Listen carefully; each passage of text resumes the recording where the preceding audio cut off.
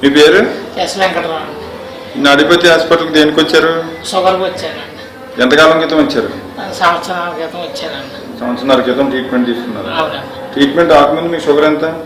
283 అండి స్టార్టింగ్లోనే. వచ్చినప్పుడు 283 అండి.